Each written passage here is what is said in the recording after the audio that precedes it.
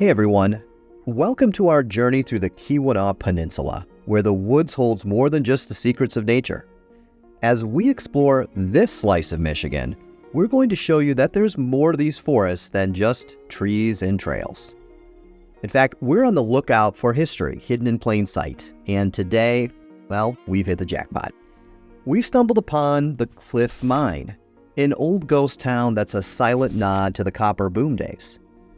This once vibrant town thrived in the mineral-rich mountains, only to be left abandoned when the mines ran dry.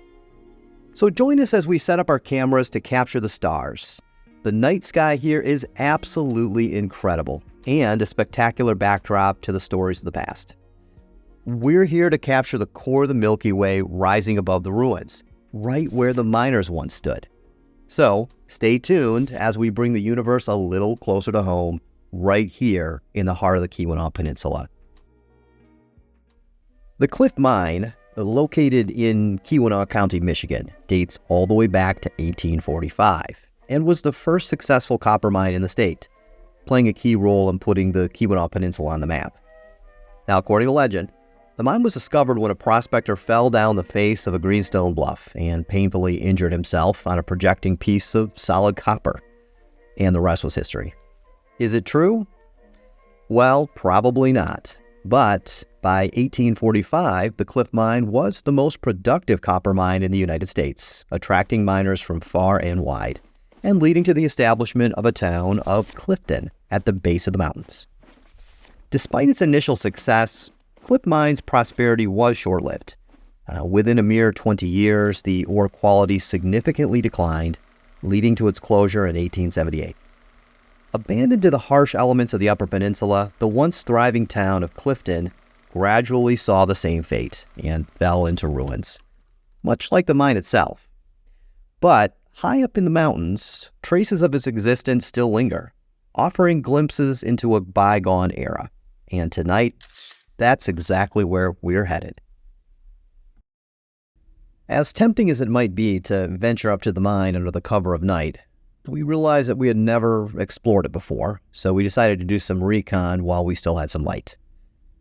When you see a seasonal road sign in the UP, you'd better believe they aren't playing around.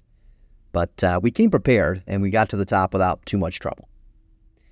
After making it up the mountain, we located the ruins of the old Cliff Mine and started searching for the best Milky Way compositions we could find. This is when we opened up the PhotoPills app. Using their Night AR feature, we were able to see exactly where the Milky Way would be in relation to the ruins.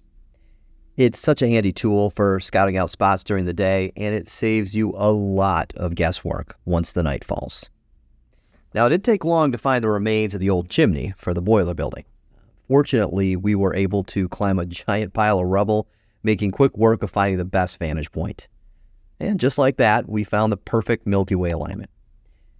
The PhotoPills app indicated that the core was set to rise above the chimney at 3:30 a.m. So we made note of the composition and headed back down the mountain with plans to return at night.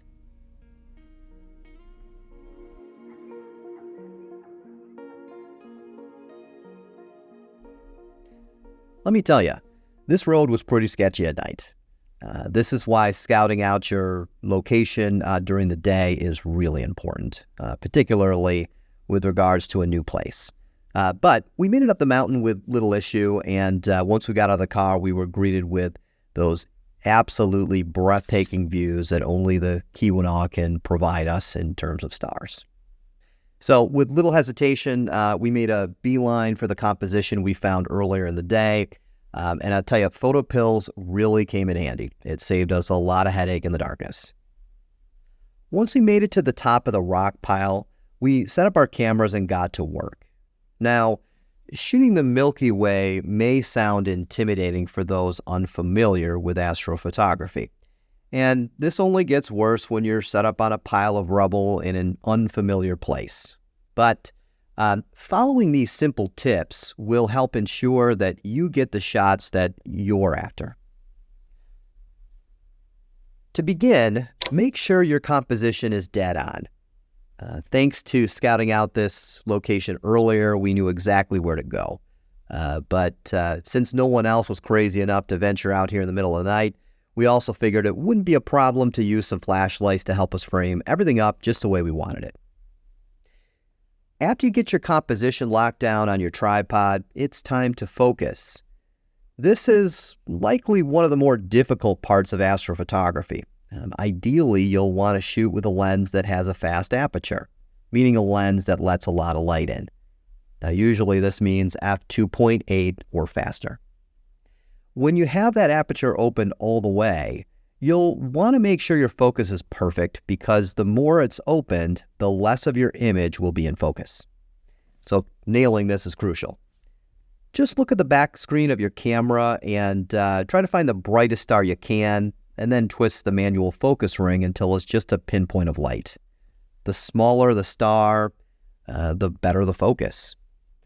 And don't even think about using autofocus when it's dark. It just won't work, so manual focus is going to be necessary here. Next, make sure your camera is set to manual mode. This will allow you to have complete control over all your camera settings, something we'll definitely be needing. The first thing we'll want to check is our aperture. We want to make sure that it's opened all the way. This will be indicated by the F number. Just make sure that it's set all the way to the lowest number available to let the maximum amount of light in that you can. And, this won't change, so you can just leave it here for the entire night. Next up is shutter speed. Your shutter speed is the amount of time your camera is taking the photo. This ranges all the way from 1/8,000th of a second to 30 seconds or even more. The longer your shutter speed, the more light you'll be collecting. So as you probably guessed, we'll be needing a pretty long shutter speed to capture the stars. There's no one-size-fits-all answer for this, though. It really depends on how much light your lens is letting in and how dark it is at your location. As a general rule of thumb, shoot between 15 to 25 seconds. But be careful, because if you go a whole lot longer than that, your stars will actually begin to trail as they move across the sky. Now, for our purpose, we'll be shooting at 20 seconds a night, but feel free to experiment with this to your heart's content. Next up is your ISO. The ISO is basically an artificial boost to your camera's exposure. The lower your ISO, the less boost you'll get, resulting in darker images. The higher your ISO, the more of a boost you'll get, and you'll get brighter images. But this does have a downside. The more you raise your ISO, the grainier your resulting images will be. So there is a trade-off with this. Unfortunately, it's so dark under the sky that we really don't have much of a choice here. We're going to have to raise the ISO, and raise it pretty significantly. Much like the shutter speed, how high we set the ISO depends on how much light our lenses are letting in, and how dark it is at your location. Usually this ranges from 1600 ISO on the lower end to maybe even 6400 ISO on the higher end.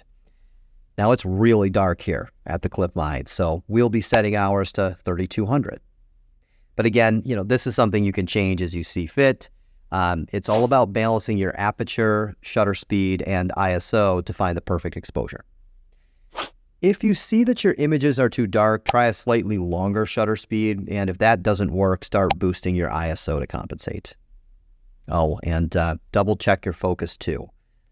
Zoom into your images, make sure your stars are pinpoint sharp.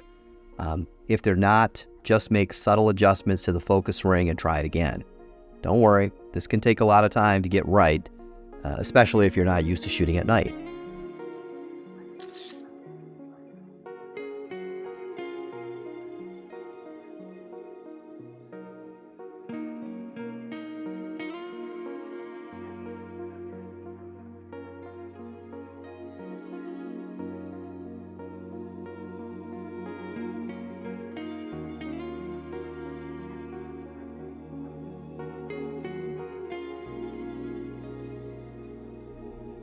Well, we certainly came away with some beautiful images.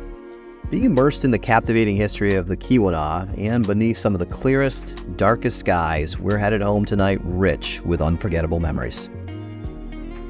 If the Keweenaw Peninsula is on your horizon, Don't miss a chance to explore its historical gems, and perhaps fuel up with an evening coffee so you can fully embrace some of the darkest night skies that the Midwest has to offer.